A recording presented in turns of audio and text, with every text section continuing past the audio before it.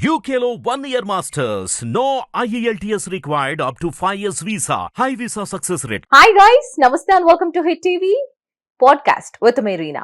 ఈ రోజు మన పాడ్కాస్ట్ లో జాయిన్ అవుతున్నారు ఒక ఖైరోప్రాక్టర్ అన్నమాట. ఈ విషయం అంటే ఈ పదం చాలా మందికి తెలియదు, చాలా డౌట్స్ కూడా ఉంటున్నాయి. సో మరి ఈ ఖైరోప్రాక్టిక్ గురించి సవివరంగా మనకు తెలియజేయడానికి ఒక young and dynamic doctor garu ఉన్నారు. He's none other than doctor Divya Teja garu. మరి ఆయన గురించి, మరి ఆయన బయో గురించి, అసలు ఈ ఖైరోప్రాక్టర్ అవ్వాలంటే ఏం చేయాలి, చాలా డౌట్స్ మీకు ఉన్నాయి, నాకు ఉన్నాయి. సార్ని అడిగి తెలుసుకునే ప్రయత్నం చేద్దాం రండి. హాయ్ డాక్టర్ గారు, హలో అండి, welcome to Hit TV once again. Thank you. And ఎప్పటికప్పుడు ఏదైనా ట్రెండింగ్ టాపిక్స్ కానీ, హెల్త్ ఇష్యూస్ కానీ ఎప్పటికప్పుడు మా హిట్ టీవీకి అందిస్తూనే ఉంటారు. Thanks once again on behalf of hit TV అండి. ఎస్, ముఖ్యంగా ఈ ఖైరో అనగానే అదే కదా బొక్కలు ఇరుస్తూ ఉంటారు అని అనుకుంటూ ఉంటారు. సో దానిలో కూడా చాలా డౌట్స్ ఉంటాయి. అసలు ఎవరి దగ్గరికి వెళ్ళాలి, ఎవరిని చూస్ చేసుకోవాలి, అసలు ఫస్ట్ ఆఫ్ ఆల్ కొంతమందికి తెలియదు అసలు ఈ ఖైరోప్రాక్టిక్ అంటే ఏంటి. మీ మాటల్లో అసలు ఖైరోప్రాక్టిక్ అంటే ఏంటి? ఖైరోప్రాక్టిక్ అంటే మాన్యువల్ థెరపీ అని చెప్పొచ్చు అండి. అంటే మనం మిషన్స్ ఏం యూస్ చేయకుండా మన చేతులతో ఎక్కడైతే ప్రాబ్లం ఉందో దాన్ని ఎగ్జామిన్ చేసి సో దాన్ని మళ్ళీ సరి చేయడం అన్నమాట. ఓకే, సో దాన్ని ఖైరోప్రాక్టిక్ అంటాం. ఎస్పెషల్లీ ఖైరోప్రాక్టిక్ అనేది మనం స్పైన్ మీద చేస్తాం. అంటే జాయింట్స్ మీద కూడా చేయొచ్చు, బాడీ అదర్ పార్ట్స్, కానీ ఇది ఎక్కువ మనకి స్పైన్ మీద ఎక్కువ వర్క్ చేస్తుంది. స్పైన్ అడ్జస్ట్మెంట్స్ లో, స్పైన్ ప్రాబ్లమ్స్ లో ఎక్కువ మనకి యూజ్ అవుతుంది అనమాట ఈ ఖైరోప్రాక్టిక్ అనేది. సో ఎక్కడైతే ప్రాబ్లం ఉందో అది మన హ్యాండ్స్ తో ఎగ్జామిన్ చేసి అది ఎక్కడైతే ఉందో దాన్ని మళ్ళీ సరి చేయడం మనం. సో దాన్ని ఖైరోప్రాక్టిక్ అంటాం మనం. దీన్ని మాన్యువల్ థెరపీ అని కూడా అనొచ్చు మనం. ఓకే. అంతే. సో అంటే ఈ ఖైరోప్రాక్టిక్ ని ఒక్కొక్క దగ్గర ఒక్కొక్క నేమ్ తో పిలుస్తుంటాం. ఓపెన్ గా చెప్పాలంటే ఇట్స్ ట్రెడిషనల్ టెక్నిక్ అని కూడా అనొచ్చు మనం. Okay, Yeah. ట్రెడిషనల్ అంటే ఇయర్స్ బ్యాక్ నుంచి ఉందంటారు. బ్యాక్ నుంచి కూడా ఉంది ఈ టెక్నిక్ ఓ, చెప్పాలంటే ఓకే, మనకి. ఓకే. ఇప్పుడు బాగా అందరికి తెలుస్తుంది మరి ఖైరోప్రాక్టిక్ అంటే ఏంటి అని. ఓకే డన్ డాక్టర్ గారు. అంటే ఇప్పుడు మనకి ఫిజియోథెరపిస్టులు ఉంటున్నారు. Hmm. సో ఈ ఫిజియోథెరపీకి ఖైరోప్రాక్టిక్ కి ఏమైనా డిఫరెన్స్ ఉందా? ఖైరోప్రాక్టిక్ కి ఫిజియోథెరపీకి డిఫరెన్స్ అంటే కొంచెం ఉంటుంది. అంటే మనకి ఫిజియోథెరపీలో చేసే మ్యానిపులేషన్స్ కొంచెం సాఫ్ట్ గా ఉంటాయి. అందులో ఇచ్చే మ్యానిపులేషన్స్ డిఫరెంట్ గా ఉంటాయి. ఖైరోప్రాక్టిక్ లో ఇచ్చేవి కొంచెం డిఫరెంట్ గా ఉంటాయి. కాకపోతే ఏంటంటే ఫిజియోథెరపిస్టులు ఎవరైతే ఉన్నారో వాళ్ళకి ఖైరోప్రాక్టిక్ నేర్చుకోవడం అనేది చాలా ఈజీ. ఎందుకంటే వాళ్ళకి అన్ని తెలుస్తాయి కదా, అనాటమీ అండ్ ఫిజియాలజీ అన్ని చదువుకొని ఉంటారు కదా. సో నాన్ మెడికల్స్కి ఏంటంటే జస్ట్ వాళ్ళు మూమెంట్స్ మాత్రమే చేస్తారు, ఏమవుతుంది అనేది తెలియదు. ఇక్కడ ఫిజియోథెరపిస్ట్కి ఏంటంటే ఏ మూమెంట్ చేయాలి, ఏ మూమెంట్ చేయకూడదు. ఇంకొకటి ఏంటంటే మన చేసే ఎక్స్పీరియన్స్లో ఎవరికి చేయాలి, ఎవరికి చేయకూడదు. ఇప్పుడు నవేడేస్ ఏమైందంటే ఆఫ్టర్ కోవిడ్ చాలా మందికి బోన్స్ అనేది వీక్ అయిపోతున్నాయి అన్నమాట.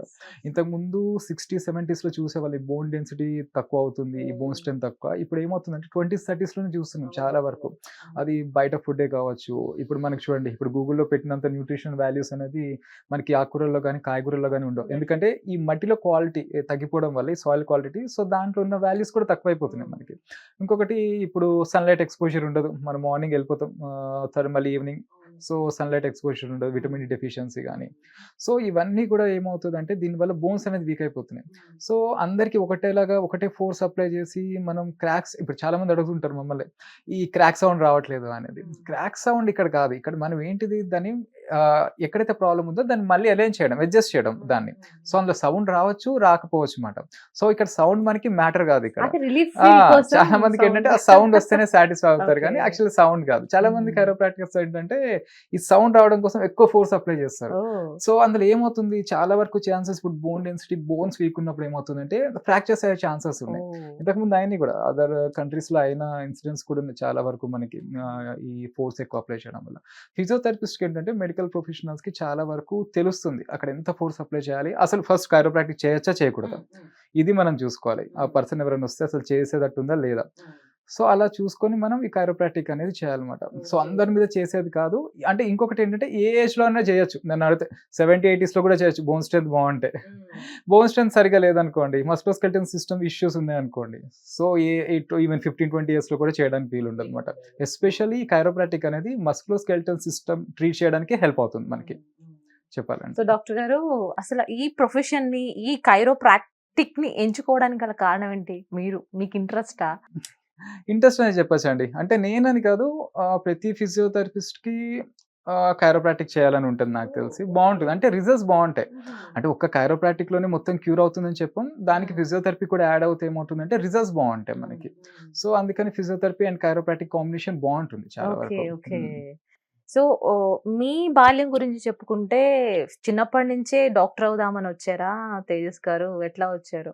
ఏమనుకున్నారు చిన్నప్పుడు? ఒక 10థ్‌లో ఒక డెసిషన్, తర్వాత ఇంటర్‌లో ఒక తర్వాత ఎంబీబీఎస్ చేశాక అట్లా? ఫ్లక్చుయేటింగ్ ఉంటది గదండీ. ఆ! ఇప్పుడు మనం అన్నీ అనుకున్నట్టయితే ఉండదు ఓపెన్‌గా చెప్పాలంటే. మనకి మైండ్ సెట్ చేంజ్ అవుతుంటుంది. అప్పుడు మెచ్యూరిటీ ఎవరికీ ఉండదు ఆ ఏజ్‌లో గాబట్టి, సో, అనుకుంటాం అప్పుడు యాక్చువల్లీ నాకు ఆర్మీ ఇంట్రెస్ట్. ఓహ్! వెళ్దామని అనుకున్నా. ఓకే. సో, అది మా ఫాదర్‌కి అంత ఇష్టం లేదు. సో, దాని తర్వాత మళ్ళీ ఇంకా ఫిజియోథెరపీ, మళ్ళీ నెక్స్ట్ బ్యాచిలర్స్. దాని తర్వాత నాది ఆస్టియోపతి ఒకటి చేసామట అండ్ కైరోప్రాక్టిక్ ఈ కోర్సెస్ చేసామట. డీఓఎంటీపీ అంటాం. ఇట్స్ 2.5 ఇయర్స్ కోర్స్ మనకి. సో, అది ఆస్టియోపతి అండ్ కైరోప్రాక్టిక్. హ్మ్. సో, ఇప్పుడున్న కాలానికి తగ్గట్టు chiropractic is useful for humans అంటే ఏమంటారు? అంటే లైక్ ఇప్పుడెట్లా ఉంది? ఇప్పుడు మనకు తలనొప్పి వచ్చినా, బాడీ పెయిన్స్ వచ్చినా ఒక మెడిసిన్ తీసుకుంటున్నాం. హ్యాపీగా రిలాక్స్ అయిపోతున్నాం. సో, మెడిసిన్ బదులు why we can't approach chiropractic అంటే ప్రాక్టర్ ఒకటే అంటే? అండి. ఒకటి చూడండి. ఇప్పుడు మీరన్నారు హెడేక్ అనేది. హ్మ్. హెడేక్ అనేది దేనివల్ల వస్తుందనేది చూడాలి. ఇప్పుడు ఫర్ సపోజ్ స్ట్రెస్ వల్ల వస్తుంది. కైరోప్రాక్టిక్ చేసి ఏం యూజ్? మీ స్ట్రెస్ తగ్గించుకోవాలి కదా! సో, రూట్ కాజ్ అనేది మనం చూసుకోవాలి. అది ఎక్కడి నుంచి వస్తుంది? ఇప్పుడు సపోజ్ ఇప్పుడు బి12 డెఫిషియన్సీస్‌లో కూడా హెడేక్ వస్తుంది. ఈ చేతుల్లో నొప్పులొస్తాయి. అండ్ ఇప్పుడు నౌ-ఏ-డేస్ చూస్తున్నాం ఏంటంటే యాంగ్జైటీ, డిప్రెషన్ కూడా ఎక్కువ. ఈ బి12 డెఫిషియన్సీస్ చాలా కామన్ అయిపోయింది. ఈవెన్ చిన్న పిల్లల్లో కూడా. ఎందుకంటే ఇప్పుడు బయట జంక్ ఫుడ్స్ ఎవరికీ కూడా గ్యాస్ట్రోఇంటెస్టైనల్ సిస్టమ్ ఈ అసిడిటీ ఇష్యూస్ గానీ, సో, ఈ స్టమక్ రిలేటెడ్ ప్రాబ్లమ్స్ ఉన్న వాళ్ళకి బి12 అబ్జర్ప్షన్ అనేది సరిగ్గా ఉండదన్నమాట. సో, అదొకటి. దాంట్లో కూడా మనకి హెడేక్స్ చూస్తుంటాం. ఈవెన్ మెగ్నీషియం డెఫిషియన్సీస్‌లో. ఏమైనా డెఫిషియన్సీస్ ఉన్నాయా? ఫస్ట్ ఆఫ్ ఆల్ మనం చూసుకోవాల్సింది. సో, వీళ్ళ లైఫ్ స్టైల్ ఎలా ఉంది? ఇప్పుడు చూడండి సరిగ్గా నిద్రపోరు. 1, 2 అవర్స్ పడుకుంటున్నారు. మన కైరోప్రాక్టిక్ ఇచ్చి ఏం యూజ్? ఫస్ట్ ఒక పేషెంట్ వస్తే ఏంటంటే మనం ఒక హిస్టరీ తీసుకోవాలి. హిస్టరీ టేకింగ్ అంటాం. అది చాలా ఇంపార్టెంట్ అన్నమాట. హిస్టరీ తెలియకుండా వచ్చారు ఇది నా ట్రీట్మెంట్‌లో ఇచ్చేస్తాను తగ్గుతుందంటే కాదు. మళ్ళీ రిపీట్ అయిపోతుంది అది. అదేమవుతుందంటే మనం వన్స్ ట్రీట్మెంట్ చేస్తే ఒకసారి హిస్టరీ చూసుకొని తీస్తే అది మళ్ళీ రిపీట్ అయ్యే ఛాన్సెస్ తక్కువన్నమాట. సో, మనం ఏది తీసుకోకుండా వచ్చారో ట్రీట్మెంట్ ఇచ్చేస్తే అంటే అది రిపీట్ అవుతే ఏమవుతుందంటే పేషెంట్‌కి నమ్మకం అనేది పోతుంది. అది మళ్ళీ వస్తూ ఉంటే ఆ ప్రాబ్లమ్ అనేది రిపీట్ అవ్వకూడదు. వన్స్ మన దగ్గర థెరపీకొస్తే అసలు ఆ ప్రాబ్లమ్ ఫస్ట్ ఆఫ్ ఆల్ ఎంత క్యూర్ అవుతుంది. ఇప్పుడు హెడేక్ వస్తుందంటే మనకి కామన్‌గా ఇప్పుడు మా దగ్గరకి వచ్చే కేసెస్ సర్వైకల్ స్పాండిలైటిస్ అంటాం. ఈ మెడ నొప్పిలో వస్తుంది. సో, ఇందులో సర్వైకల్ స్పాండిలైటిస్‌లో ఏమవుతుంది డిస్క్స్ అనేది అరిగిపోతాయన్నమాట.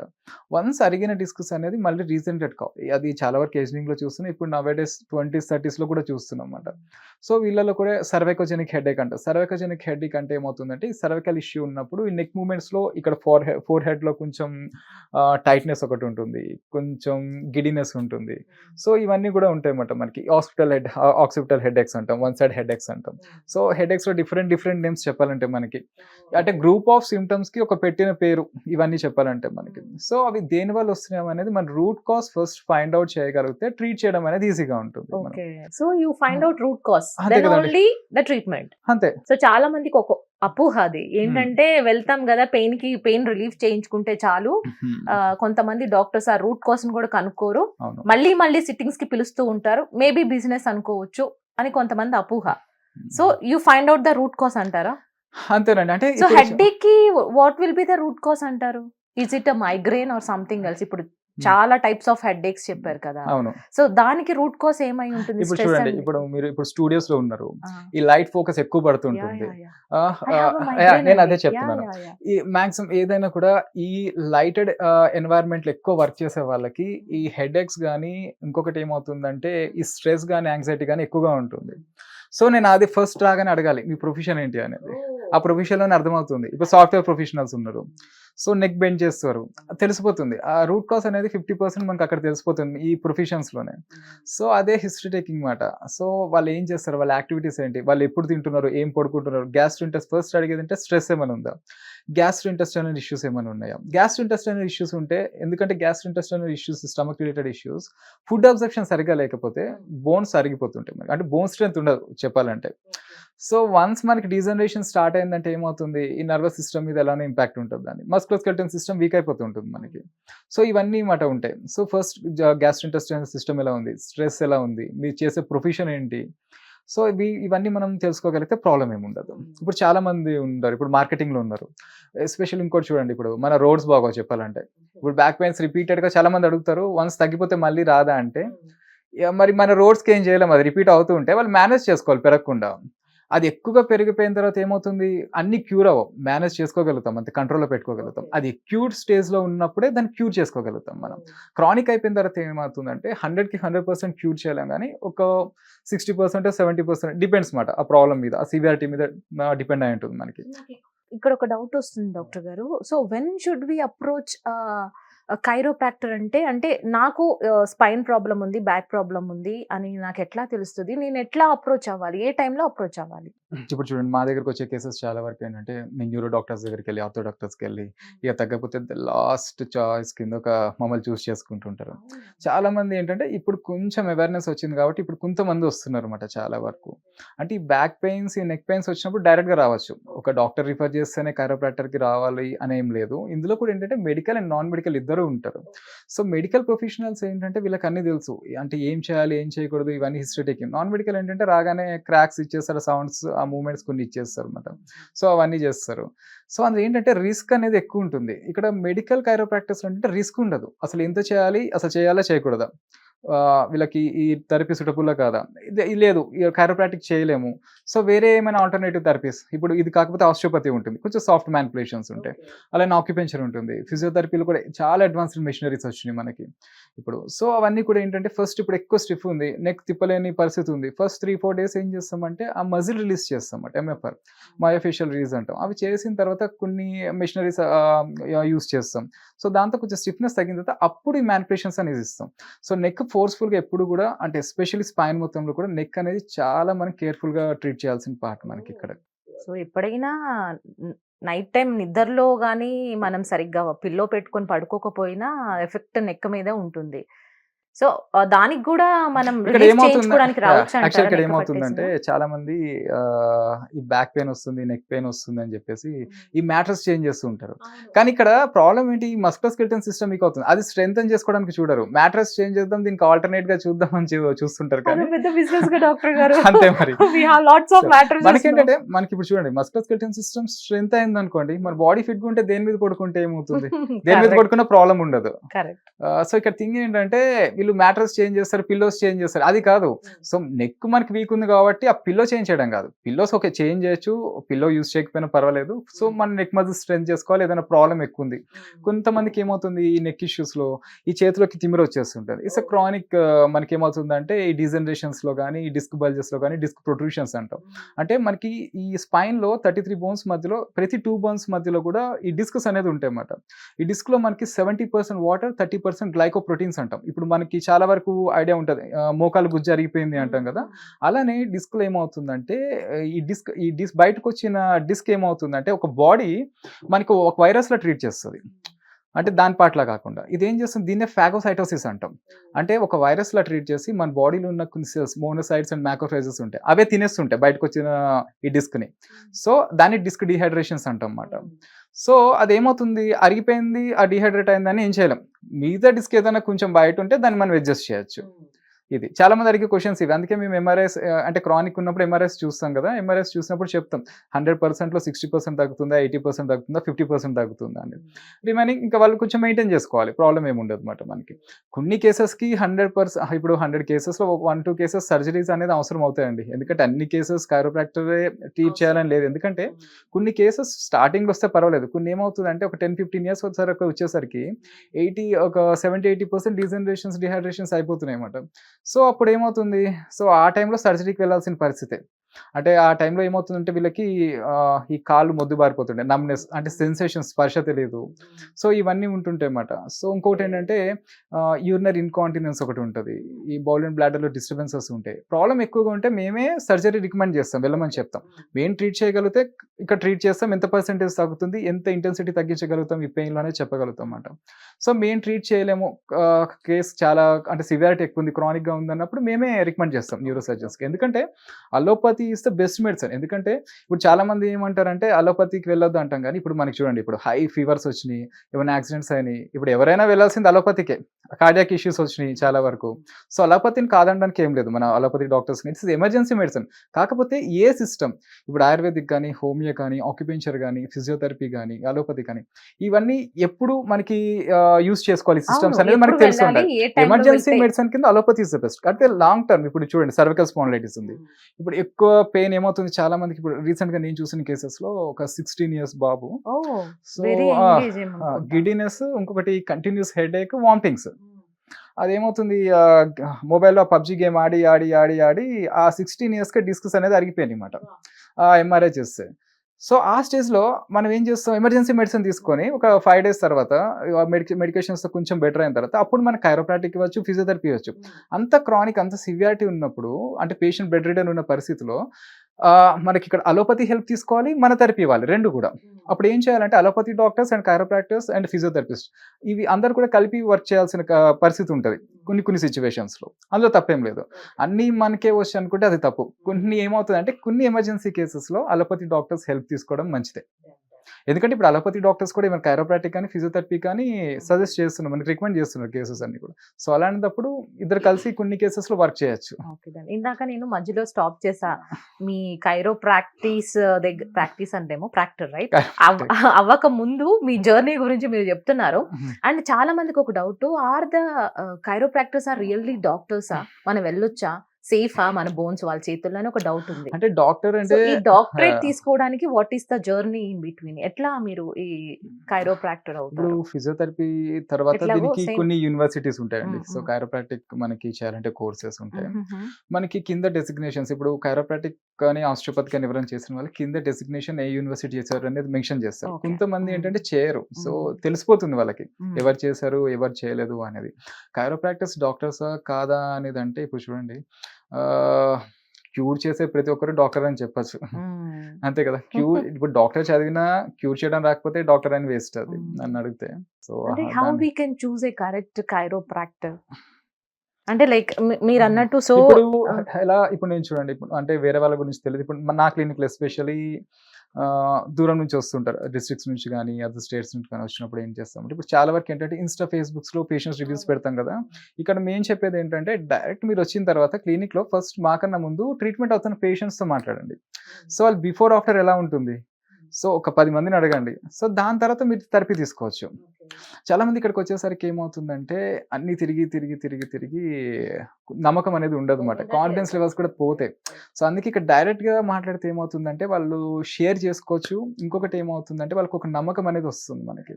సో అందుకే నా క్లినిక్స్లో నేనేమో చెప్తానంటే, ఫస్ట్ మీరు మాట్లాడండి, తర్వాత మీకు ఓకే చేయించుకోవాలి థెరపీ అనుకుంటే నా దగ్గర రండి, అది చెప్పేది. రైట్ డాక్టర్ గారు, అంటే ఎవ్రీ డాక్టర్ హ్యాస్ వన్ ఏంటంటే, నేను ప్రతి ఈ డాక్టర్ నేను ఇప్పటి నుంచి ఇదొకటి ఫాలో అవుతూ ఉంటాను, రెగ్యులర్ గా నేను ఒకటి ఫాలో అయ్యే దానిలో మీరేం ఫాలో అవుతూ ఉంటారు, హెల్త్ ఆర్ సంథింగ్, ఏదైనా ఒక మోటివేషన్ డైలాగ్ కానీ, లైక్ మోటివేషన్ డైలాగ్ అంటే మూవీస్ నుంచి వచ్చేస్తాను.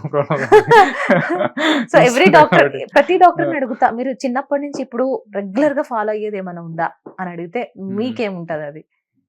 Do you follow regularly this thing అంటే ఏం ఫాలో అవుతారు? ఏం లేదా అట్లా? అంటే నాకు అర్థం కాలేదు. హెల్త్ అంటే వర్కౌట్స్ కానివ్వండి, ఏదో డ్రింక్స్ కానివ్వండి, డ్రింక్స్ అంటే హెల్త్ డ్రింక్స్ అట్లా, ఎక్సర్సైజ్ అంటే ఎక్సర్సైజ్ అంటే ఒకటి చేయండి, అంటే ఎవరి ఇంట్రెస్ట్ వాళ్ళది. రెగ్యులర్ గా ఏదో ఒక ఎక్సర్సైజ్ మీరేం చేస్తారు రెగ్యులర్ గా? రెగ్యులర్ ఎక్సర్సైజెస్, సమ్ జాగింగ్ కానీ, రన్నింగ్ కానీ, సమ్ కార్డియో ఎక్సర్సైజెస్ కానీ, స్ట్రెంత్ కానీ, ఇవన్నీ కూడా రెగ్యులర్ గా చేసే ఎక్సర్సైజెస్ మనం రెగ్యులర్ గా. అంటే నేనే కాదు, ఎవరైనా కూడా రెగ్యులర్ గా ఒక 1 hour స్పెండ్ చేయడం అనేది హెల్త్ గురించి మంచిది. ఎక్సర్సైజెస్ అనేది అంటే వాళ్ళకి సూటబుల్. ఇప్పుడు అందరికీ రన్నింగ్ జాగింగ్ 70-80 years లో మనం చేయమని చెప్పలేం. వాళ్ళకి ఆ ఏజ్ లో సపోర్ట్ చేసేదాన్ని బట్టి యోగా కానీ, ఎక్సర్సైజెస్ కానీ, ఏదైనా ఒకటి ఒక 1 hour స్పెండ్ చేయడం అనేది చాలా మంచిది మనకి ఇప్పుడు. రైట్ డాక్టర్ గారు, సో ఇప్పుడు వచ్చే ఒక కొత్త మాట ఏంటంటే రీజనరేటింగ్ ట్రీట్మెంట్ అంటున్నారు. So what is this regenerating treatment? అంటే ఇప్పుడు డీజనరేషన్ అంటే అరిగిపోయిందని అర్థం. రీజనరేషన్ అంటే అరిగిపోయిందని మళ్ళీ తిరిగి తీసుకురావడం. రీజనరేషన్ అంటాం. అది ఎంతవరకు సక్సెస్ అనేది 100% సక్సెస్ రేట్‌లో అయితే అన్నీ లేవు కేసెస్‌లో. 50% సక్సెస్, 50% ఫెయిల్యూర్‌లో ఉంది. చెప్పాలంటే అది మా సబ్జెక్ట్ కాదు కాబట్టి అంటే దీని మీద నమ్మొచ్చా చెక్ నమ్మకూడదా? సైడ్ ఎఫెక్ట్స్ ఏమన్నా నమ్మొచ్చా మీకు తెలిసిన నమ్మకూడదా knowledge అంటే ఇప్పుడు 50% కేసెస్ మా దగ్గర వచ్చిన కేసెస్ ఏమవుతుందంటే ఇప్పుడు ఫర్ ఎగ్జాంపుల్ నీ జాయింట్ గానీ, పీఆర్‌పీస్ గానీ, రీజనరేటివ్ మీరు చెప్పినట్టు పీఆర్‌పీస్ తీసుకున్నప్పుడు కొంతమందికి ఒక 1 వీక్ పనిచేసిన కేసెస్ ఉన్నాయి. ఒక 1 వీక్ పెయిన్ లేకుండా. కొంతమందికి 2, 3 మంత్స్, కొంతమంది 6 మంత్స్, కొంతమందికి 8 మంత్స్ ఉన్నాయి. కొంతమందికి పని చేయని కేసెస్. అంటే పని చేయదని చెప్పను. కొన్ని కేసెస్‌లో ఏమవుతుందంటే ఇప్పుడు నీ జాయింట్స్ ఉంది. సెకండ్ స్టేజ్‌లో వెళ్తే బానే పనిచేస్తుంది. 4థ్ ఆర్ 5థ్ స్టేజ్‌లో ఉంటే వాళ్ళు మాత్రం ఏం చేస్తారు? సో, మాక్సిమం వాళ్ళు ట్రై చేస్తారు. అది వర్క్ చేయొచ్చు, చేయకపోవచ్చు. అంటే ఇక డిపెండ్స్ అండి చెప్పాలంటే. It depends on severity. అంటే కండిషన్ బట్టి మనం. దానికంటే ముందు డాక్టర్ గారు సో పలానా పెయిన్ రిలీఫ్ కోసం అని వస్తారు. So you already said that root కోసం కనుక్కొని మేము ట్రీట్మెంట్ ఇస్తామని. సో ఒకసారి బాడీ రిలీఫ్ అయిపోయిన తర్వాత మళ్ళీ రావచ్చు. మళ్ళీ మేబీ ఒక ఫ్యూ మంత్స్ తర్వాత, ఫ్యూ ఇయర్స్ తర్వాత అట్లా మనం ఎన్ని రోజులు ఇట్లా మనం ప్రాక్టిక్ చేసుకోవచ్చు అంటే అంటారు? అది తర్వాత కూడా ఇప్పుడు చూడండి ఇప్పుడు ఎలా ఉంటుందంటే ఇప్పుడు సర్వికల్ స్పాండిలైటిస్‌లో గానీ, లంబార్ స్పాండిలైటిస్ ఏదైనా డిస్క్ ఇష్యూస్ ఉన్నాయి. వీళ్ళకేంటంటే ఫ్యూ సిట్టింగ్స్ మాట. ఒక 5 సెషన్స్, 6 సెషన్స్ ఇచ్చిన తర్వాత 15 డేస్‌కి ఒకసారి రమ్మని చెప్తాం. తర్వాత 1 మంత్‌కి ఒకసారి, తర్వాత ఎవ్రీ 3 మంత్స్‌కి ఒకసారి ఒక సెషన్ తీసుకొని మెయింటైన్ చేసుకోమని చెప్తాం. కొన్ని కేసెస్‌లో డీజనరేషన్స్ ఏముండవు. వాళ్ళకి ఏమవుతుందంటే కొంచెం స్టిఫ్‌నెస్ వాళ్ళు వర్క్ చేసే ప్రొఫెషన్ మీద డిపెండ్ ఉంటుంది. ఏదైనా ప్రాబ్లమ్ వచ్చి ఏమైనా సింప్టమ్స్ కనిపించి ఏదైనా స్టిఫ్‌నెస్ ఏమైనా అనిపిస్తే చేయించుకోమని చెప్తాం తప్ప అదర్‌వైజ్ అవసరం లేదని చెప్తాను. అంటే ప్రాబ్లమ్ ఏం లేకపోతే అవసరం లేదు థెరపీ. ఇదని కాదు ఏది కూడా అవసరం లేదు. అవసరం లేదు. అవును. Just for sports persons and if they go to workout they want relief అంటే దే కెన్ కమ్ రెగ్యులర్లీ. అంటే ప్రాబ్లమ్ బట్టి అండి. అంటే అంటే అవసరం జస్ట్ ఉంటే బాడీ రిలీఫ్ కోసం దే కెన్ విజిట్ రెగ్యులర్లీ. అంటే వాళ్ళకి స్టిఫ్ అనిపిస్తున్నాయి. వర్కౌట్ చేస్తుంటారు కదా, Mm, జాయింట్స్ ఏమైనా స్టిఫ్నెస్ ఉంది, mm. స్పైన్ ఏమైనా స్టిఫ్ అనిపిస్తుంది, ఆ మొబిలిటీ తగ్గింది అనిపిస్తే రావచ్చు. ప్రాబ్లం ఏం లేదు. రావచ్చు. అంటే అంత పర్ఫెక్ట్ గా ఉంది అయినా కూడా చేసుకోవచ్చు అంటే వద్దనే చెప్తాను నేను. అంత బాగున్నప్పుడు అయితే కైరోప్రాక్టిక్ అవసరం లేదు. ఓకే. రెగ్యులర్ గా జిమ్స్ లో ఏం చేస్తారంటే వర్కౌట్ తర్వాత సమ్ ట్రైనర్స్ ఉంటారు కదా, రిలీఫ్ ఇస్తూ ఉంటారు రెగ్యులర్ గా, మేబీ 2 డేస్ కి ఒకసారైనా. ఈజ్ ఇట్ ఓకే ఆర్ అది చేయించుకోవడం మంచిది అవి కాదు? రెగ్యులర్ మ్యానిపులేషన్స్ అండి. అక్కడ ఇచ్చేవి ఏంటంటే వాళ్ళు జస్ట్ ఫర్ రిలాక్సేషన్ కోసం ఇస్తుంటారు. యాక్చువల్ కైరోప్రాక్టిక్ అంటే ఏంటంటే మనకి ఈ యూట్యూబ్ లో చూసిన మ్యానిపులేషన్స్ ఉండవు. ఇక్కడ ఇచ్చే మ్యానిపులేషన్స్ చాలా డిఫరెంట్ గా ఉంటాయి అన్నమాట. ఇక్కడ ఏంటంటే ఎక్స్పీరియన్స్ తో వచ్చే మ్యానిపులేషన్స్. ఇవన్నీ కూడా మేము కూడా యూట్యూబ్ లో చూపించాము. ఎందుకంటే చాలా వరకు కాపీ చేస్తారు కాబట్టి ఈ మ్యానిపులేషన్స్ ఇక్కడికి వచ్చినప్పుడే ఇస్తుంటాం అన్నమాట మనకి. సో అక్కడ ఉన్న మ్యానిపులేషన్స్ కి ఇక్కడ ఇచ్చే మ్యానిపులేషన్స్ కి చాలా చాలా డిఫరెన్స్ ఉంటది. చాలా డిఫరెన్స్ కానీ డాక్టర్ గారు జనాలు అవే నమ్ముతున్నారు. యూట్యూబ్ లో ల్యాక్ ఆఫ్ నాలెడ్జ్ లేని వాళ్ళు. కానీ ఇప్పుడు లేదండి. ఇప్పుడు చాలా వరకు ఏంటంటే అన్ని తెలుసుకొని అన్ని ఎంక్వైరీ చేసుకొని వస్తున్నారు. ఇంతకు ముందులో లేదు ఇప్పుడు సిచ్యువేషన్ అనేది. అన్ని చూసుకొని వస్తున్నారు అన్నమాట. ఎందుకంటే వాళ్ళు ఫెడప్ అయిపోతున్నారు. అందరి కదా? దగ్గరికి వెళ్ళి ల్యాక్ ఆఫ్ నాలెడ్జ్ తో అవును. చాలా మంది చేస్తున్నారు వీడియోస్. అవును. సోషల్ మీడియా నమ్ముకొని చాలా నష్టపోయిన వాళ్ళు కూడా చాలా మంది అవును. ఉన్నారు. అండ్ ఇంకొక డౌట్, అంటే సోషల్ మీడియాని నమ్ముకుని నష్టపోయిన వాళ్ళు ఉన్నారు, బెనిఫిట్ అయిన వాళ్ళు వాళ్ళు కూడా కూడా ఉన్నారా? ఇద్దరు ఉన్నారు చెప్పాలంటే. ఎందుకంటే ఇప్పుడు మా దగ్గరకు వచ్చే కేసెస్ మరి తగ్గే వెళ్తున్నాయి. సోషల్ మీడియాని Oh. నమ్ముకొని వచ్చిన వాళ్ళు ఉన్నారా? వచ్చిన వాళ్ళే సార్ ఉన్నారు. వాళ్ళు బెనిఫిట్ అయ్యి వీడియో వెళ్తున్నారు చూసి కదా. ఇలా చేసుకున్నాను నేను అని నష్టపోయి Ah. వచ్చిన వాళ్ళు ఉన్నారా మీ దగ్గరికి? ఉన్నారండి చాలా కేసెస్. ఇప్పుడు Oh. బయట తీసుకొని ఇక్కడ మా దగ్గరకు వచ్చి థెరపీ తీసుకున్న వాళ్ళు ఉన్నారు. ఇంకోటి డైరెక్ట్ గా పేషెంట్స్ ని అడిగి వాళ్ళని అడిగి తగ్గిందా లేదా అని బిఫోర్ ఆఫ్టర్ రిజల్ట్స్ అడిగి థెరపీ తీసుకుంటున్న వాళ్ళు కూడా ఉన్నారు ఇప్పుడు చెప్పాలంటే. ఓకే. సో ఈ బోన్స్ ఎప్పటికప్పుడు రిలీఫ్ చేస్తూ ఉంటారు కదా, బోన్స్ ని సౌండ్స్ వస్తూ ఉంటాయి, క్రాకింగ్ సౌండ్స్ అలా వస్తూ ఉంటాయి కదా. సో ప్రతిసారి ఇట్లా క్రాక్ చేస్తూ ఉంటుంటే బోన్స్ ఏమి ఇరిగిపోవు అంటారా? అలా అని చెప్పను. కానీ ప్రతిసారి క్రాక్ చేయడం వల్ల తొందరగా జాయింట్ పెయిన్స్ వచ్చే అవకాశం అయితే ఉంది. ఇంతకుముందు నేను చేసిన వీడియోస్లో ఒక టాపిక్ తీసుకున్నాను, ట్రైబోన్యూక్లియేషన్. అంటే ఈ క్రాక్స్ చేయాలా లేదా అనేది, అసలు ఏంటి దేనివల్ల అనేది మాట. అంటే ఎక్కువ చేయడం అనేది అయితే మంచిది కాదు. ఎప్పుడో ఒకసారి వన్స్ ఇన్ వైల్ ఓకే, ఎప్పుడు రెగ్యులర్ గా మాత్రం చేయకూడదు. సో పర్టికులర్ గా జిమ్ పర్సన్స్ అండి, రిలీఫ్ కోసం ఇందాక మళ్ళీ చెప్తాం, వాళ్ళకి ఏం చెప్పాలనుకుంటున్నారు? జిమ్ పర్సన్స్ కి ఫస్ట్ వర్కౌట్ స్టార్ట్ చేసే ముందు, వెయిట్ ట్రైనింగ్ స్టార్ట్ చేసే ముందు ఫస్ట్ వాళ్ళు ఏంటంటే ఫ్లెక్సిబిలిటీ ఇంక్రీజ్ చేసుకోవాలి. దాని తర్వాత ఇంకొకటి ఏంటంటే ఫస్ట్ బ్యాక్ స్ట్రెంథనింగ్ ఎక్సర్సైజెస్ చేసుకోవాలన్నమాట. ఇప్పుడు మేము చూసిన కేసెస్ ఏంటంటే 18-19 ఇయర్స్కి లంబార్లో అంటే నడుములో ఈ డిస్కస్ అనేది బల్జెస్ బయటకు వచ్చి ఈ కాళ్ళలో తిమ్మిర్లు వస్తున్నాయి అన్నమాట. అదేమవుతుందంటే చాలా మంది జిమ్‌కి వెళ్ళగానే ఇప్పుడు మూవీస్ చూసి తొందరగా బాడీ బిల్డ్ చేసేద్దాం, మజిల్స్ తొందరగా బిల్డ్ చేసేద్దాం అంటే అలా చేయకూడదు ఎప్పుడు కూడా. ఫస్ట్ మన బ్యాక్ మజిల్స్ స్ట్రెంత్ చేసుకోవాలి. బ్యాక్ మజిల్స్ స్ట్రెంత్ చేసుకున్న తర్వాత వెయిట్ ట్రైనింగ్ ఎస్పెషల్లీ ఈ లోవర్ ఎక్సర్‌సైజెస్‌లో, లోవర్ లింబ్ ఎక్సర్‌సైజెస్‌లో. సో అప్పర్ దాంట్లో కూడా నెక్ మజిల్స్ కొంచెం స్ట్రెంత్ అయ్యే ఫస్ట్ మనం కొంచెం బేసిక్ ఎక్సర్‌సైజెస్ అన్నీ చేసుకున్న తర్వాత వెయిట్ ట్రైనింగ్‌లోకి వెళ్తే చాలా మంచిదన్నమాట మనకి. ఇంకొకటి ఏమవుతుందంటే ఎక్కువ మనం బెండింగ్ వెయిట్స్ అయితే లిఫ్ట్ చేయకపోవడమే మంచిది నన్ను అడిగితే. ఇప్పుడున్నట్టు. ఎందుకంటే ఆ వెయిట్ డెడ్ లిఫ్ట్స్ కానీ ఎక్కువ బెండింగ్ వెయిట్స్ ఈ లాట్స్‌కి బెండ్ అయ్యి లిఫ్ట్ చేస్తుంటారు. దానికి సరిగ్గా కార్సెట్స్ యూజ్ చేయరు లంబార్ బెల్ట్స్ అనేవి. సో అవన్నీ చేసే ముందు కొంచెం బ్యాక్ స్ట్రెంథెనింగ్ చేసుకొని కేర్‌ఫుల్‌గా చేయడమే మంచిది. ఎందుకంటే ఇప్పుడు చాలా కేసెస్‌లో చూస్తున్నామాట. ఇప్పుడు 100 మందిలో ఒక 10 మందికైతే ఇప్పుడు 18-20 ఇయర్స్ మధ్యలో ఈ లంబార్ స్పాండిలైటిస్ అంటాం. ఈ డిస్క్ బల్జెస్ అంటాం. ఈ డిస్క్స్ అనేది బయటకొచ్చి కాళ్ళలోకి తిమ్మిరొచ్చేస్తుంది. సో ఇవన్నీ కామన్‌గా చూస్తున్న కేసెస్ మాట. సో కేర్‌ఫుల్‌గా కొంచెం ఫస్ట్ బ్యాక్ స్ట్రెంథెనింగ్ ఎక్సర్‌సైజ్ ఒక 1 మంత్ కేర్‌ఫుల్‌గా చేసుకొని తర్వాత వర్కౌట్స్ ఈ వెయిట్స్ మీదకి వెళ్తే బెటర్ నన్ను అడిగితే స్ట్రెంత్ ట్రైనింగ్ మీదకి. సో ఎట్ లాస్ట్ ట్రైనర్ తోటి మనం రిలీఫ్ చేయించుకోకూడదు అంటారు. అలా ఏం లేదు. వాళ్ళకి ఎక్స్‌పీరియన్స్ ఉంటే చేయొచ్చు. అంటే మనం ఎవరిని తక్కువ అనలేము. వాళ్ళ రెగ్యులర్‌గా చేసి అంటే అన్నీ చేయరు గదా! చిన్న సింపుల్ మ్యానిప్యులేషన్స్ కాబట్టి పెద్ద ఏముండదు. ఎక్కువ ఫోర్స్ అప్లై చేయకుండా ఉంటే మంచిది వాళ్ళు అంతే. డాక్టర్ గారు అది లాంగ్ లాస్టింగ్ పెయిన్ అనుకోండి due to accident or some other reasons. Years నుంచి ఏదో ఒక పెయిన్ ఉంది. దట్ ఈస్ నెక్ పెయినా, స్పైన్ పెయినా ఏదో ఒకటి కానీ. సో దాన్ని కూడా ఈ కైరో వల్ల క్యూర్ చేయొచ్చు అంటారా? నేను ఇందాక చెప్పింది అదే. అంటే పెయిన్ దేనివల్ల వస్తుంది చూసుకోవాలి ఫస్ట్ థింగ్ మనకి. రూట్ కాజ్ నుంచి ట్రీట్ చేస్తే అది డెఫినిట్‌గా క్యూర్ అవుతుంది. ఈ కైరోప్రాక్టిక్ అంటే ఏంటి? జస్ట్ మనం మస్కులోస్కెలిటల్ సిస్టమ్‌లో ఏదైతే ప్రాబ్లమ్ ఉందో అది కరెక్ట్‌గా ఎగ్జామిన్ చేసి మళ్ళీ దాన్ని సరైన పద్ధతిలో అడ్జస్ట్ చేయడం. అంతే సింపుల్‌గా. మన హ్యాండ్స్ ఏ మెషినరీస్ యూజ్ చేయకుండా. సో మనకి స్పైన్‌లో ఏం లేదు ప్రాబ్లమ్. అయినా హెడేక్స్ వస్తున్నాయి. సో ఏంటి కారణం? ఇప్పుడు దానివల్ల మనం కైరోప్రాక్టిక్ చేసి యూజ్ ఏముంది? ఇక్కడ ప్రాబ్లమ్ ఉంటే సో దానివల్ల వస్తుంది. స్పైన్ వల్ల మనకి ఇప్పుడు ఇప్పుడు నెక్ ఉంది. ఇప్పుడు ఫర్ ఎగ్జాంపుల్ హెడేక్ వస్తుంది. నెక్ వల్ల వస్తుంది. ఇప్పుడు నా సర్వికల్ స్పాండిలైటిస్ ఏమైనా ఉంది. డిస్క్ ఇష్యూస్ ఉన్నాయి. సో దానివల్ల వస్తున్నప్పుడు దాన్ని ట్రీట్ చేస్తే క్యూర్ అవుతుంది. ఇప్పుడు దాని వల్ల కాకుండా అదర్ ఫ్యాక్టర్స్ వల్ల వస్తుంది. సో ఇప్పుడు నవేడేస్ ఈ స్లీప్లెస్‌నెస్ అంటే చాలా మంది సరిగ్గా నిద్రపోరు. ఒక 1-2 అవర్స్ కన్నా కూడా. సో వాళ్ళలో కూడా ఈ హెడేక్ ఉంటుంది. ఇంకొకటి ఏమవుతుందంటే ఇప్పుడు ఫైబ్రోమయాల్జియా అంటాం. సో దీంట్లో కూడా మనకు చాలా వరకు హెడేక్స్ గానీ, వన్ సైడ్ ఈ నెక్ పెయిన్స్ ఇవన్నీ కూడా కామన్‌గా ఉంటాయన్నమాట. సో ఇంకొకటి ఇప్పుడు నవేడేస్ ఏంటంటే సైంటిఫిక్‌గా ప్రూవ్ అయింది కూడా ఈవెన్ స్ట్రెస్ వల్ల కూడా నాట్ ఓన్లీ బ్యాక్ పెయిన్ బాడీలో ఎక్కడైనా జాయింట్ పెయిన్స్ వచ్చే అవకాశం ఉంది. ఇప్పుడు అదొకటి. సో ఇవన్నీ మనం చూసుకోవాలి. దేనివల్ల వస్తుంది ఈ ప్రాబ్లమ్ అనేది. సో అవన్నీ ఇంకోటి nutrition deficiencies. Even gastrointestinal deficiencies కూడా అసిడిటీ వల్ల కూడా హెడేక్ వస్తుంది మనకి చెప్పాలంటే.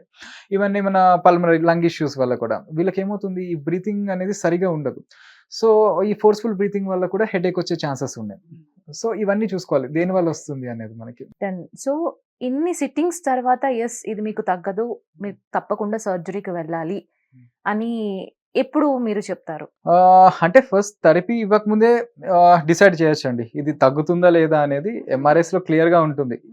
ఇప్పుడు 100%లో 70% తగ్గుతుందంటే 70% తగ్గుతుంది. 50% తగ్గుతుంది. 50% తగ్గుతుంది. కొంతమందిలో 99% తగ్గుతుంది. సో ముందే చెప్పేస్తాం. మా వల్ల కానప్పుడు సో ఇక్కడ చూద్దాం అనేది ఏముండదు. సర్జరీకి వెళ్ళిపోమనే చెప్తాం డైరెక్ట్‌గా. న్యూరోస్ కానీ, ఆర్థోపెడిక్స్ కానీ రికమెండ్ చేస్తాం డెఫినిట్‌గా మేము ఇక్కడ. Do you have any disadvantages in chiro అంటే లైక్ చిన్న పిల్లలు అంటే చిన్న పిల్లల కంటే ఏ ఏజ్ నుంచి చేస్తారు మీరు? అబౌట్ 10 ఇయర్స్ అని చెప్పొచ్చు. About 10 years. అబౌట్ 10 ఇయర్స్ నుంచి చేయొచ్చు. ఇప్పటివరకే ఏమైనా డిసడ్వాంటేజెస్ ఏమైనా కనిపించినాయా మీకు? అంటే నేను అదే కొన్ని చెప్తున్నాను. మాటలు అంటే జనాలు నమ్మకుండా చెప్పే మాటలు కాకుండా ఇప్పుడు అదే డిసడ్వాంటేజెస్ అంటే నాకైతే ఏం కనిపించలేదు. నా ప్రాక్టీస్‌లో ఇప్పటివరకు అయితే నేను అదే చెప్తున్నాను మీకు. అంటే క్వాలిఫైడ్ ప్రొఫెషనల్ కైరోప్రాక్టర్ దగ్గర చేసుకుంటే పెద్ద డిసడ్వాంటేజెస్, సైడ్ ఎఫెక్ట్స్ అయితే ఏముండవు నాకు తెలిసి. ఎందుకంటే అన్నీ చూసే చేస్తారు కాబట్టి. ఏముండదు. దీనికి డిసడ్వాంటేజెస్ అంటూ ఏముండవు. అంటే చేయగలిగితేనే ఇప్పుడు అక్కడ సపోర్ట్ చేస్తేనే మనకి సిస్టమ్ అనేది మనం చేయగలుగుతాం. సపోర్ట్ చేయనప్పుడు ఫోర్స్‌ఫుల్‌గా చేసే థెరపీ అయితే కాదు ఇది. దాన్ని అవాయిడ్ చేయడం మంచిది ఆ టైంలో అంతే. సో ఓల్డెన్ డేస్ థెరపీస్ చూస్తే కొంత ఆయిల్ మసాజ్ చేస్తూ ఎక్కడైతే బోన్ పట్టేసిందో అక్కడ లాగడం ఇట్లా చేస్తూ ఉంటారు. Is equal to chiro or అది సపరేటా? అది సపరేట్, కైరోప్రాక్టిక్ సపరేట్ అండి. అది వేరు, ఇది వేరు మాట. అంటే వాళ్ళది ఆ మెథడ్స్ డిఫరెంట్‌గా ఉంటాయి. మనం ఇచ్చే థెరపీస్ డిఫరెంట్‌గా ఉంటాయి. ఏదైనా సరే బాడీ బోన్స్ రిలీఫ్ కోసం 2 కూడా. అంటే కైరోప్రాక్టిక్ అనేది నాట్ ఓన్లీ రిలీఫ్. ఇప్పుడు డిస్క్ బల్జెస్ ఉంటాయి. ఇప్పుడు 2 మంత్స్ మధ్య డిస్క్ బయటకొస్తుంది.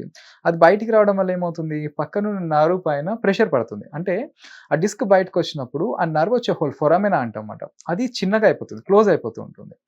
సో వీటిని కొంచెం ఒక్కొక్కసారి స్టెనోసిస్ అంటాం, ఫొరామినల్ స్టెనోసిస్ అంటాం, సెంట్రల్ కెరన్ స్టెనోసిస్ అంటాం. సో ఇలా ఉంటుందన్నమాట. సో దాన్ని ఏ పద్ధతిలో సరిచేయొచ్చు, మళ్ళీ స్పేస్ ఎలా ఇంక్రీజ్ చేయొచ్చు అనేది మనం చూసుకొని, ఆ డిస్క్ మళ్ళీ కొంచెం లోపలికెళ్ళే పద్ధతులు ఉంటాయి. మనం దాన్నే మ్యానిపులేషన్స్ అంటాం అన్నమాట. సో దానికి తగ్గట్టుగా మనం థెరపీ చేయగలిగితే, మ్యానిపులేషన్స్ ఇవ్వగలిగితే, దాన్ని మళ్ళీ సరి చేయగలిగితే అది బెటర్ అవుతుంది చాలా వరకు. మీకు తెలిసిపోతుందా ఇక్కడ పట్టేసింది, 2 కాళ్ళు సేమ్ గా ఉన్నాయి, 2 చేతులు అంటే చూస్తాం. అంటే చూడంగానే కైరోప్రాక్టిక్ లో లిమ్ లెంత్ మెజర్మెంట్ అంటాం, అదొకటి చూసుకుంటాం మనం. అదే కంప్లీట్ గా మనం ఏంటంటే ఈ నెక్ నుంచి లెగ్స్ వరకు అన్ని కూడా చెక్ చేస్తాం, ఎగ్జామిన్ చేసిన తర్వాతనే థెరపీ అనేది స్టార్ట్ చేస్తాం అన్నమాట. జనరల్ గా రెగ్యులర్ గా నార్మల్ పర్సన్స్ మేము ఇట్లా అయితే ఇంకో క్వశ్చన్, ఇప్పుడు చాలా మందికి కాళ్ళలో చేతుల్లో తిమ్మిర్లు ముద్దుబారినట్టు అవుతుంటుంది కదా, అది ఈ స్పైన్ ప్రాబ్లం వలన ఇంకా దేని వలన వస్తుందా? రైట్ డాక్టర్ గారు, చాలా మందికి కాళ్ళల్లో అలాగే చేతుల్లో ఇట్లా తిమ్మిరిలాగా వస్తూ ఉంటాయి, ఇట్లా కూర్చున్నా నుంచున్నా ఎక్కువసేపు. Is that cause to spine ప్రాబ్లమా లేదా ఇంకా వేరే ఇతర ప్రాబ్లమ్స్ ఏమైనా ఉన్నాయి? స్పైన్ ప్రాబ్లమ్ లో 80% అయితే స్పైన్ ప్రాబ్లమ్స్ ఉంటాయండి చాలా వరకు. అంటే డిస్కస్ డీజనరేషన్ అయిపోయింది, ఇందాక వచ్చి చెప్పాను కదా, ఈ ఫొరామినల్ స్టెనోసిస్ అంటాం. వీటిలో కూడా ఏమవుతుందంటే ఈ నర్వ్ పైన ఒత్తిడి పడి ఈ కాళ్ళలో కానీ చేతుల్లో కానీ తిమ్మిర్లు కానీ మంటలు కానీ కొన్ని సందర్భాల్లో ముద్దుబారిపోతుంటాయి. సెన్సేషన్స్ ముట్టుకున్నా కూడా తెలియదు, ఈ స్పర్శ అనేది తెలియదు అనమాట. సో ఇవన్నీ జరుగుతుంటాయి. ఇంకొకటి డయాబెటిక్ న్యూరోపతి అంటాం. ఈ షుగర్ లెవెల్స్ ఎక్కువ ఉన్నా కూడా ఈ నర్వస్ సిస్టమ్ డ్యామేజ్ అయ్యి కూడా ఈ సిమ్టమ్స్ కనిపిస్తాయి. ఇంకొకటి సబ్ అక్యూట్ కంబైన్డ్ డీజనరేషన్ అంటాం. ఇది B12 డెఫిషియన్సీలో, B12 తక్కువ ఉన్న వాళ్ళలో సబ్ అక్యూట్ కంబైన్డ్ డీజనరేషన్ అంటాం. దీంట్లో కూడా సిమ్టమ్స్ చాలా వరకు సిమిలర్ గా మన ఈ డిస్క్ ప్రాబ్లం ఉన్న వాళ్ళకి, డయాబెటిక్ న్యూరోపతి ఉన్న వాళ్ళకి ఎలా ఉంటాయో చాలా వరకు ఉంటాయి. ఈ కాళ్ళు చేతులు ముద్దుబారడం కానీ తిమ్మిర్లు కానీ ఉంటాయి అన్నమాట. సో అదే నేను చెప్పేది ఏంటంటే అదే హిస్టరీ టేకింగ్ అనమాట. సో ఇవన్నీ చూసుకుంటేనే ఇప్పుడు ఒక పర్సన్ వచ్చారు, చాలా మంది నాకు కాళ్ళు చేతులు వీక్ గా ఉన్నాయి, ముద్దుబారి, అది దేని వల్ల, డిస్క్ వల్ల వస్తుందా, ఫర్ ఎగ్జాంపుల్ ఏదైనా డెఫిషియన్సీ వల్ల వస్తుందా, ఇంకా వేరే అదర్ ప్రాబ్లమ్స్ దేని వల్ల వస్తుంది, అది మనం ఫైండ్ అవుట్ చేయగలిగితేనే దానికి సొల్యూషన్ అనమాట మనకి. సో రెగ్యులర్ గా ఎవరు ఎక్కువ వస్తారు మీ దగ్గరికి, నా నెక్ పట్టేసింది డిస్క్ ప్రాబ్లం అని, నడు నొప్పితో అయితే ఎక్కువ వస్తారని నేను విన్నాను. లైక్ విచ్ ప్రొఫెషన్ నుంచి వస్తూ ఉంటారు? ఇప్పుడు అన్ని ప్రొఫెషన్స్ అండి. ఇప్పుడు ఐటీ కూడా ఉన్నారు, మార్కెటింగ్ పర్సన్స్ ఎక్కువ 2 వీలర్ డ్రైవ్ చేసే వాళ్ళు కావచ్చు, 4 వీలర్ డ్రైవ్ చేసే వాళ్ళు కావచ్చు. ఇప్పుడు నెక్స్ట్ ఫార్మసీ, అగ్రికల్చర్ చేసే వాళ్ళు కూడా వస్తున్నారు. వీళ్ళు బెండ్ అయ్యి వర్క్ చేస్తుంటారు కదా, వీళ్ళల్లో కూడా డిస్క్ ఇష్యూస్ ఉంటాయి కామన్ గా. ఇప్పుడు మేము చూసే కేసెస్ ఏంటంటే ఇప్పుడు అది ఇదని ఏం లేదండి, ఏజ్ ఫ్యాక్టర్ లేదు, హెరిడిటరీ లేదు. చెప్పాలంటే ఇప్పుడు ఏ ప్రాబ్లం కన్నా ఏ డిసీజ్ ఎప్పుడైనా రావచ్చు ఇప్పుడు ఆఫ్టర్ కోవిడ్ తర్వాత నేను చూసిన కేసెస్ లో. లోపల అంటే మనకి మీరు ఇందాక డయాబెటీస్ ఉండొచ్చు, ఇంక ఇతర దీర్ఘకాలిక వ్యాధులు ఉన్నా మనం ఈ కైరోప్రాక్టిక్ తీసుకోవచ్చా? కైరోప్రాక్టిక్ తీసుకోవచ్చు, అదే అంటున్నాను. వాళ్ళకి సరైన పద్ధతులు ఇవ్వగలిగితే కైరోప్రాక్టిక్ వల్ల వచ్చే సైడ్ ఎఫెక్ట్స్ అనేవి ఏమి ఉండవు. దీనివల్ల వచ్చే నష్టం అంటే ఏం జరగదు అన్నమాట మనకి. అండ్ రెగ్యులర్ గా మేము చేసే పనులు ఏమంటే వేళ్ళు ఇరుచుకోవడం, పద్దాక కొంతమంది టిక్ టిక్ ఈ చెవులతో సహా, డాక్టర్ గారు ముక్కుతో సహా ప్రతి గంటకు కానివ్వండి పక్కన ఉంటే ఇక ఇట్లా చేస్తూ ఉంటారు. Is it good? చేసుకోవచ్చు అట్లా? ప్రతి 1 hour కి ప్రతిరోజు చేస్తే అంటే మంచిది కదండి. అంటే ఇందులో 2 ఉంటాయన్నమాట. అలా రెగ్యులర్ గా చేస్తుంటే ఏమవుతుందంటే తొందరగా ఈ డిజనరేషన్స్ అంటే జాయింట్ పెయిన్స్ వచ్చే అవకాశాలు అయితే చాలా ఉంటాయి రెగ్యులర్ గా ఇచ్చుకుంటే మాత్రం. అది డేకి ఒకసారి ఇట్లా చూడండి. అంటే డేకి ఒకసారి అంటే ఇప్పుడు ఎలా ఉందంటే క్వశ్చన్, ఇప్పుడు మనం తింటుంటాం రెగ్యులర్ గా, సరే ఎన్నిసార్లు తినాలంటే చెప్పచ్చు. ఈ డేకి ఒకసారి, వారానికి ఒకసారి అని చెప్పడానికి ఏం లేదు. అంటే వాళ్ళకి డిస్కంఫర్ట్, స్టిఫ్నెస్ ఏమైనా అనిపిస్తుంది అంటే విరుచుకోవచ్చు చాలా వరకు. సో దానికంటే బెటర్ విజిట్ టు కైరోప్రాక్టర్ అంటే ప్రాబ్లం పెద్దగా ఉంటే కైరోప్రాక్టర్, సింపుల్ గా ఉంటే ఓకే, నో ప్రాబ్లం, చేసుకోవచ్చు. అంటే అలవాటు అయిపోయింది డాక్టర్ గారు, చాలా మంది లేచి వెంటనే అట్లా తలని పట్టి లేచి వెంటనే అలా అంటే ఏమవుతుందంటే, ఇప్పుడు నేను ఒక 5 months బ్యాక్ ఇదే కేసు చూసాను. రెగ్యులర్ గా అలవాటు ఉండి ఏమైంది, లేవగానే జస్ట్ నెక్ ఇలా మూవ్ చేసేసరికి అది పట్టుకుంది అనుకున్నారు. 1 week అయినా తగ్గలేదు, పెయిన్ కిల్లర్స్ ఇచ్చిన తర్వాత ఎంఆర్ఐ చేస్తే ఏమైంది, C6 C7 లో డిస్క్ అనేది బయటకు వచ్చేసింది, డిస్క్ బల్జ్. దాని తర్వాత ఏమైంది, 1 week తర్వాత నెమ్మదిగా ఈ రైట్ హ్యాండ్ లో తిమ్మిరి రావడం స్టార్ట్ అయింది అనమాట. సో అప్పుడు ఎంఆర్ఐ చేశారు, ఇట్స్ డిస్క్ బల్జ్. అదే చెప్తున్నా, ఫింగర్స్ వరకు ఓకే కానీ నెక్ వరకు మాత్రం పోవద్దు ఎవరు కూడా. వీలైనంత స్టిఫ్ ఉన్నా కొంచెం దానికి ఏదన్నా హాట్ ఫర్మెంటేషన్ ఈ హాట్ వాటర్ బ్యాగ్ ఏదైనా పెట్టి కొంచెం రిలాక్స్ అవ్వడం బెటర్ తప్ప నెక్తో మాత్రం మనం అసలు ఎక్కువ మూమెంట్స్ టచ్ చేయకపోవడం మంచిది. దాంతో అసలు గేమ్స్ ప్లే చేయొద్దు నన్ను అడిగితే నెక్తో. ఫింగర్స్ ఓకే నో ప్రాబ్లం, అక్కడ వరకే ఉంటుంది. అది ఈ నెక్ అలా కాదు, కంప్లీట్ సిస్టమ్ అంతా మన నెక్ దగ్గర నుంచే కంట్రోల్ అవుతుంది అనమాట. సో నెక్ని వీలైనంత వరకు మనం కేర్ఫుల్గానే చూసుకోవాలి, జాగ్రత్తగా చూసుకుంటే మంచిది. ఓకే. సో ఇప్పుడు వాళ్ళకి టిప్స్ ఇస్తూనే ఉంటారు కదా, ఇప్పుడు బ్యాక్ బోన్ అనేది కంపల్సరీగా ఇంపార్టెంట్ ఆ స్ట్రక్చర్ అనేది. సో అది హెల్దీగా ఉండాలి, కరెక్ట్ పోర్షన్ మెయింటైన్ చేసుకోవాలండి. ఇప్పుడు ఐటీ ఎంప్లాయీస్ ఉన్నారు, వాళ్ళకి ఏంటంటే ఈ ఐ లెవెల్లో ఈ స్క్రీన్ అడ్జస్ట్ చేసుకోవడం, ఈ ల్యాప్టాప్స్ కానీ కంప్యూటర్స్ కానీ అడ్జస్ట్ చేసుకోవడం. అలానే ఇంకొకటి ఏంటంటే ఈ బ్లూ ఫిల్టర్ స్క్రీన్ గార్డ్స్ దొరుకుతుంటాయి అన్నమాట. అది కొంచెం ఏమవుతుందంటే ఈ ఐ మీద స్ట్రెయిన్ తగ్గిస్తూ ఉంటాయి. అండ్ రూల్ ఆఫ్ 20-20 అంటాం. రూల్ ఆఫ్ 20 అంటే ఏంటంటే ఎవ్రీ 20 minutesకి ఒక 20 feet డిస్టెన్స్ లో ఉన్న ఆబ్జెక్ట్ ని ఒక 20 seconds చూడడం అన్నమాట. దానివల్ల ఏమవుతుందంటే నెక్స్ట్ ఈ ఐ స్ట్రెయిన్ అనేది తగ్గుతుంది. దాన్ని రూల్ ఆఫ్ 20 అంటాం అన్నమాట. ఇది ఒకటి కొంచెం ఫాలో అవ్వడం. ఎవ్రీ 2 hours కి జస్ట్ ఒక లేచి ఒక 5-10 minutes ఒక వాక్ చేసి వచ్చి కూర్చోవడం. ఇవన్నీ కొంచెం ఫాలో అవుతే ఈ ప్రాబ్లమ్స్ నుంచి మొత్తం మనం బయటపడలేం, కొంచెం ఆపుకోవచ్చు, కొంచెం బెటర్ అవుతుంది అన్నమాట మనకి. అండ్ రెగ్యులర్ ఎక్సర్సైజెస్, రెగ్యులర్గా ఎనీ ఫిట్నెస్ ఎక్సర్సైజెస్ వాళ్ళు ఏది చేయగలుగుతారో, వాళ్ళు ఏదైతే బాడీ సపోర్ట్ చేస్తుందో వాళ్ళ ఏజ్కి తగ్గట్టుగా, సో అవి కొంచెం ఫాలో అవుతే సరిపోతుంది వాళ్ళు. అండ్ ఇప్పుడు మీ దగ్గరికి వచ్చిన పేషెంట్స్ అట్లా బొక్కల సౌండ్ వస్తూ ఉందంటే డాక్టర్ గారు చాలా రిలీఫ్ గా ఉందండి అట్లా చెప్తూ ఉంటారా మీకు? చెప్తారండి. వాళ్ళకి ఏంటంటే చూసి యూట్యూబ్ లో అదే చెప్తుంటాం అన్నమాట, కౌన్సిలింగ్ ఇస్తుంటాం. అది యాక్చువల్లీ క్రాక్ సౌండ్ కాదు సొల్యూషన్, ఇక్కడ అడ్జస్ట్ చేయడం, ప్రాబ్లం ఏది ఉంది దాన్ని ఎలైన్ చేయడం అన్నమాట. క్రాక్ సౌండ్ రావాలని గట్టిగా తిప్పేస్తే ఏమవుతుందంటే నెక్ తిప్పిన పొజిషన్ లోనే ఉంటది, అది పర్సన్ కొలాప్స్ కూడా అయిపోతాడు. మనకి ఏంటంటే డెత్ అయ్యే ఛాన్సెస్ కూడా ఉన్నాయి నెక్ లో మాత్రం, నెక్ మ్యానిపులేషన్ సరిగ్గా ఇవ్వకపోతే. ఇట్స్ డేంజరస్ మ్యానిపులేషన్స్ నెక్ లో, అంటే మనం ఎక్కువ ఫోర్స్ అప్లై చేస్తే మాత్రం. సో దానివల్ల వచ్చే సైడ్ ఎఫెక్ట్స్ చాలా ఎక్కువ ఉంటాయి మనకి. ఇప్పుడు ఎట్లా ఉందంటే కైరోప్రాక్టర్స్ వర్సెస్ ఆర్థోపెటిక్స్. సో ఆర్థోపెటిక్స్ అంటే వాళ్ళు ఒక స్పెషలైజేషన్ చేసి చాలా ఇదిగా ఉంటాం కదా. సో మాకు వర్సెస్ అంటే మాకు పోటీగా ఈ కైరోప్రాక్టర్స్ వచ్చేసరికి మా బిజినెస్ ఏమీ అవ్వట్లేదు అని చాలా మంది చాలా సార్లు కైరోప్రాక్టర్స్ ని అంటూ ఉన్నారు. సో మీరేమంటారు?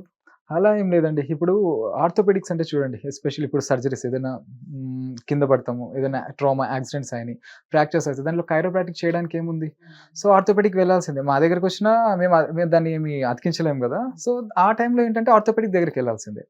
అంటే అంటూ ఉన్నారేమో కానీ 100 మందిలో ఒకరిద్దరు అనొచ్చు, బట్ 98% మాత్రం అనడం అయితే నేను వెళ్ళలేదు. ఒకరిద్దరు ఎక్కడైనా ఏ ప్రొఫెషన్స్లో అయినా కామన్గా ఉంటుంది. కాకపోతే చాలా వరకు ఏంటంటే ఇప్పుడు నవేడేస్ ఆర్థోపెడిక్స్ కూడా సపోర్ట్ చేస్తున్నారు. కైరోప్రాక్టిక్ అనేది పెద్ద డిఫరెంట్ గేమ్ కాదు, ఫిజియోథెరపీ కింద తీసుకొచ్చి ఇట్స్ మ్యానిపులేషన్స్ అంతే, ఇట్స్ మాన్యువల్ థెరపీ మాట. సో బిజినెస్ అంటూ ఏం లేదు, ఇక ఎవరి వర్త్ వాళ్ళదని చెప్పొచ్చు. అంటే ఇప్పుడు రిజల్ట్స్ ఎవరి దగ్గర బాగున్నాయి, ఇప్పుడు క్యూరేట్ ఎక్కడ ఎక్కువ ఉందో పేషెంట్స్ కూడా అదే చూసుకెళ్తారు. ఆర్థోపెడిక్స్ కి కైరోప్రాక్టిక్ కి పెద్ద ఏం లేదు, ఎందుకంటే ఆర్థోపెడిక్స్ ఇప్పుడు సర్జరీస్, స్పైన్ సర్జరీస్ కానీ వాళ్ళ బిజీలో వాళ్ళు ఉంటారు. కైరోప్రాక్టిషనర్స్ ఏంటంటే ఇట్స్ పెయిన్స్ కానీ ఏదైనా అడ్జస్ట్మెంట్స్ కానీ మేము చేస్తాం అన్నమాట.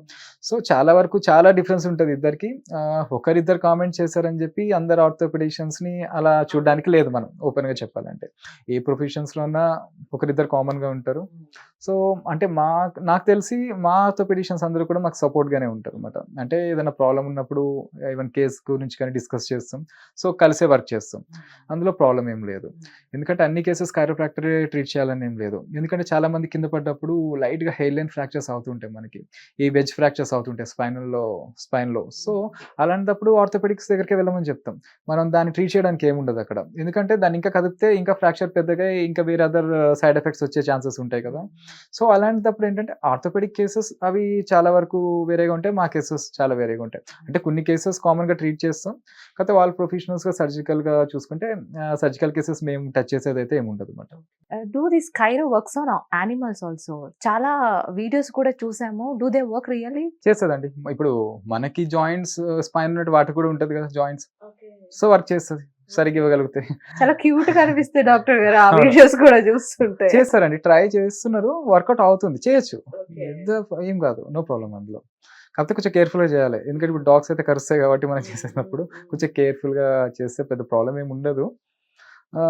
నా ఫ్రెండ్స్ కొంతమంది చేస్తుంటారు, దెన్ నో ప్రాబ్లం, ఇప్పటివరకు అయితే పర్వాలేదు. అంటే దానివల్ల మనకి డిసడ్వాంటేజెస్ కానీ సైడ్ ఎఫెక్ట్స్ అయితే ఏం లేదు, అడ్వాంటేజెస్ తప్ప వర్క్ చేస్తుంది. ఎనీ మస్కులోస్కెలిటల్ సిస్టమ్ అంటే యానిమల్స్, హ్యూమన్స్ ఇలా నేను చెప్పను. నేను ఎనీ మస్కులోస్కెలిటల్ సిస్టమ్ ఇష్యూ దేని మీదైనా ఎవరి మీదైనా కైరోప్రాక్టిక్ అనేది వర్క్ చేస్తుంది ఓపెన్ గా చెప్పాలంటే. అసలు మొత్తం మీ చేతుల్లో ఉంటది జాదు అన్నమాట. సో డాక్టర్ గారు అంటే లైక్ ఒక్కసారి ట్రీట్మెంట్ తీసుకున్న తర్వాత ఇంకా పదే పదే రిపీటెడ్ కస్టమర్స్ అంటే క్లయింట్స్ పేషెంట్సే ఉంటారు కదా మీకు? రిపీటెడ్ క్లయింట్స్ రావాలని మేము చూసుకోమండి. అవునా? పేషెంట్ నుంచి ఇంకో పేషెంట్ రావాలని అనుకుంటాం తప్ప వచ్చిన పేషెంట్ మళ్ళీ రావాలని అయితే అనుకోం. ఓకే. సో అలా వచ్చిన వాళ్ళు కూడా ఉంటారు కదా? వచ్చిన వాళ్ళు చాలా రేర్ కేసెస్, ఎక్కువ క్రానిక్ కేసెస్. చాలా వరకు కేసెస్ ఏంటంటే తగ్గితే వాళ్ళ ప్రొఫెషన్స్ లో వాళ్ళ ఎప్పుడో 1 year 2 years కాకపోతే ఏంటంటే వాళ్ళ మౌత్ టు మౌత్ పబ్లిసిటీ. ఇప్పుడు తగ్గింది అనుకోండి, క్యూర్ రేట్ ఎక్కువ ఉంది అనుకోండి, వాళ్ళ నుంచే మనకి ఇంకొక 10 మంది వస్తారు. సో అలాంటప్పుడు ఏంటంటే మనం మళ్ళీ అది రిపీట్ కాకుండా రియాకర్ కాకుండా థెరపీ ఇవ్వగలిగితే పర్ఫెక్ట్ గా చాలా మందికి ఏంటంటే ఇది తెలుస్తుంది కూడా. ఇప్పుడు ఒకరు తగ్గింది అనుకోండి చెప్తారు అందరికీ కూడా. ఇప్పుడు ఒకరు తగ్గలేదు, మన సరైన ట్రీట్మెంట్ ఇవ్వకపోతే ఏమవుతుందంటే సో ఈ ప్రొఫెషన్ మీద కూడా అదొక మచ్చపడిపోతుంది. ఈ కైరోప్రాక్టిక్ వెళ్ళాము, ఫిజియోథెరపీ వెళ్ళాము, తగ్గలేదని. మనం వీలైనంత వరకు చూసుకొని దానికి సరిపడే ట్రీట్మెంట్ పర్ఫెక్ట్గా ఇవ్వగలిగితే, తగ్గించగలిగితే మనకి ఏంటంటే అది ఆ పేషెంట్ రిపీటెడ్గా రావాలని లేదు. వాళ్ళ నుంచి ఇంకో 10 కేసులు ఇంకొక 10 మంది వస్తారు చెప్పాలంటే. So do you have any critical case? ఎట్లా ఏదైనా క్రిటికల్ కేసు ఏమైనా హ్యాండిల్ చేశారా? క్రిటికల్ బాగా కేస్ అంటే చాలా మంది నడుము ఇట్లా క్రిటికల్ కేసు అంటే ఇప్పుడు మా దగ్గర ఒక 10 కేసుల్లో ఒక 5 కేసులు క్రిటికల్ అనే చెప్పచ్చు అండి. ఎందుకంటే చాలా మంది ఎత్తుకొని తీసుకొని వస్తుంటారు, స్ట్రెచర్ మీద తీసుకొని వస్తారు ఈ బ్యాక్ పెయిన్స్ కి.